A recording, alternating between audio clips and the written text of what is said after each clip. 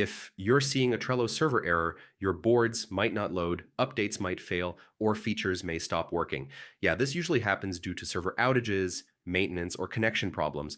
But don't worry, in this quick guide, I'll show you several steps that usually help fix Trello server errors. First, check Trello's server status.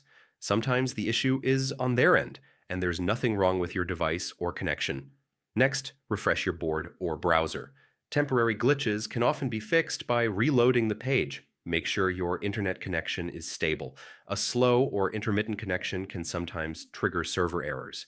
If you're using Trello in a browser, clearing your cache and cookies can help. Corrupted data can interfere with server communication. Try logging in from a different browser or device. This helps determine if the issue is specific to your current setup. Sometimes server errors resolve themselves after a few minutes. If Trello is undergoing maintenance, waiting a little while can solve the problem. And that's it. One of these steps usually resolves Trello server errors so you can get back to your boards. If this helped you out, feel free to like the video and check out the channel for more quick tech tutorials.